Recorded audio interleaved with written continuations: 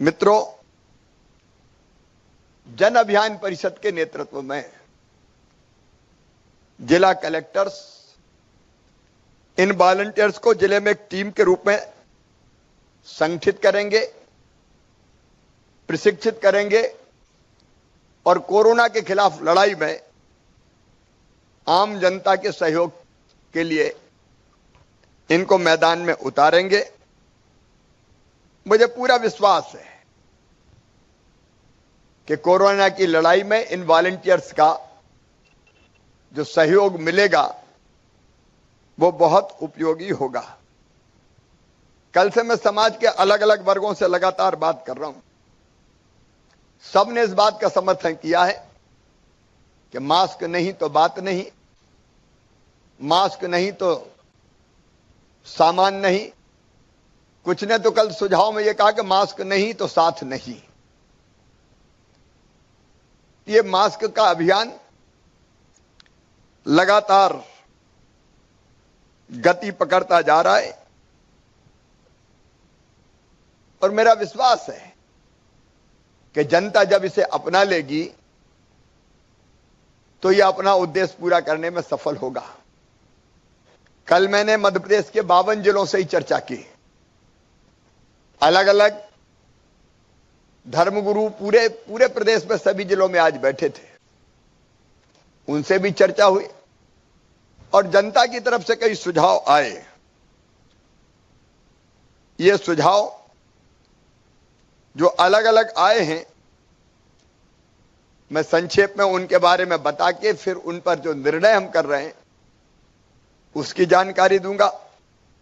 उनमें से एक आपके लिए, लोगों ने कहा कि टीवी, सोशल मीडिया और समाचार पत्रों में कोरोना से बचाव हेतु सकारात्मक खबरें भी प्रसारित होनी चाहिए ताकि नकारात्मकता नहीं, कोरोना से लड़ाई में सकारात्मकता भी बढ़े। कोरोना संक्रमण से जूझने वाले योद्धाओं की कहानियों को प्रसारित किया जाना चाहिए।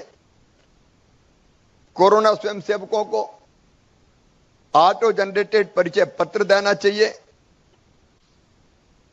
जनता को जागरूक किया जाना चाहिए। ग्रामीण अंचलों में मोबाइल वैन द्वारा कोरोना से बचाव हेतु प्रचार प्रसार किया जाना चाहिए। आरटीपीसीआर की रिपोर्ट 24 घंटे में मिल जाना चाहिए। मास्क नहीं तो सामान नहीं का स्लोगन दुकानों पर लगाया जाना चाहिए। साप्ताहिक हाट बाजार को भी अस्थायी रूप से बंद करने पर विचार करना चाहिए। हर एक जिले में कोविड मित्र डेस्क की स्थापना होनी चाहिए। निजी चिकित्सालयों में कोविड के रैपिड एंटीजन टेस्ट और आरटीपीसीआर की अनुमति प्रदान की जानी चाहिए। अलग अलग तरह से लोगों को यमराज, चित्रगुप्त जैसे पौराणिक जो चरित्र है उनके माध्यम से भी समझाने की कोशिश होनी चाहिए। कोरोना पॉजिटिव लेकिन जिनमें सिम्टम नहीं है या बहुत कम सिम्टम लक्षण है, उनके घर पर उपचार का प्रोटोकॉल जारी किया जाना चाहिए। प्राइवेट अस्पतालों में जांच और इलाज के लिए रेट लिस्टें लगनी चाहिए। क्षेत्रीय भाषा में भी कोरोना के संक्रमण को रोकने की जागरूकता का प्रचार प्रसार करना चाहिए। अनेकों सुझाव लोगों ने दिए हैं।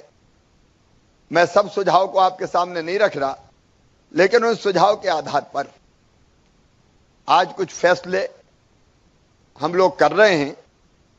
एक तो कोविड के पेशेंट लगातार बढ़ते जा रहे हैं।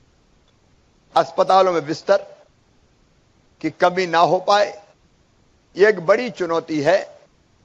अभी मध्य प्रदेश के अस्पतालों में सरकारी और प्राइवेट मिला के 24,000 बिस्तरों की व्यवस्था है। कल तक 11,500 मरीज अस्पताल में भर्ती थे। यह संख्या रोज बढ़ेगी, इसलिए 24,000 बिस्तरों से बढ़ा के यह संख्या 36,000 बिस्तरों की जाएगी। और इसके लिए सरकारी अस्पतालों के साथ साथ हम निजी चिकित्सालयों का भी सहयोग ले रहे हैं। हर वो निजी चिकित्सालय जो कोविड का उपचार कर सकता है वो कुछ बेड आरक्षित करें कोविड की बीमारी के लिए। ये उनको निर्देश और आग्रह दोनों किए जा रहे हैं। निःशुल्क इलाज के लिए भी कम से कम 15,000 बिस्तर उपलब्ध रहे, इसकी हम व्यवस्था कर रहे हैं। और इसके लिए कुछ प्राइवेट अस्पतालों में, जैसे भोपाल में LNCT, दूसरा है पीपुल्स अस्पताल, अब इनमें हम बिस्तर LNCT को तो कोविड डेडिकेटेड अस्पताल के रूप में ही हम बनाएंगे और पीपुल्स में भी बाकी बिस्तर सरकार बुक करेगी ताकि निःशुल्क इलाज हम गरीब और मध्यम वर्गीय भाई बहनों का कर सकें। इसी तरह से हमने इंदौर में, जबलपुर में, ग्वालियर में, जहां संक्रमण जहां ज्यादा है और प्राइवेट अस्पताल हो सकते हैं, वहां भी व्यवस्था करने का निर्देश हमने दिया है ताकि गरीबों के इलाज को और निम्न मध्यम वर्गीय परिवारों के इलाज को, मध्यम वर्गीय परिवारों के इलाज को हम निःशुल्क कर सकें।